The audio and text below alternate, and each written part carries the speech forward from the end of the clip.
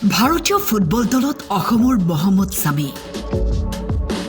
আজি যাত্ৰা কৰিব আৰু ইণ্ডোনেছিয়ালৈ ৰাতি ফ্লাইট আছে হ'বলা চাওক ছামিৰ দুভৰিৰ যাদু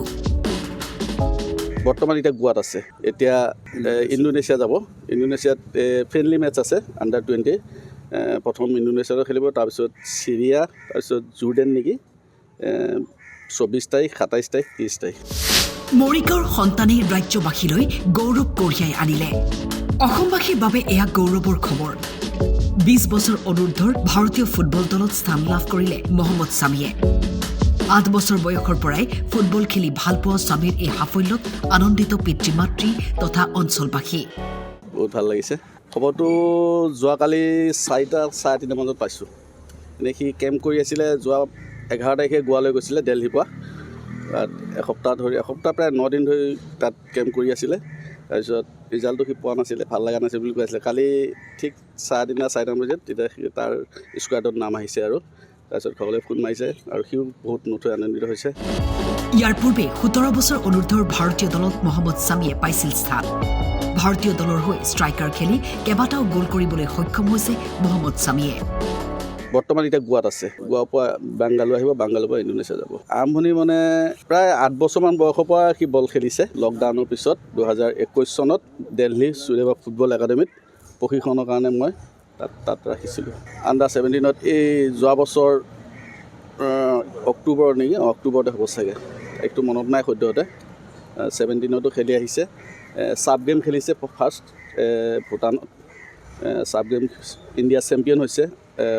17 বছৰ অনুৰ্ধত তাৰপিছত ইণ্ডোনেছিয়াত থাইলেণ্ডত AFC কাপ খেলিব গ'ল তাত নোৱাৰিলে দুখন খেল জিকিলে এখন খেল হাৰিলে দুভৰিৰ যাদুৰে চমক দেখুৱাই ছামিয়ে এখোজকৈ নিজৰ লগতে অসমৰ নাম বিশ্ব দৰবাৰলৈ নিবলৈ সক্ষম হৈছে ফুটবলৰ জৰিয়তে বহুত ভাল লাগিছে আনন্দ লাগিছে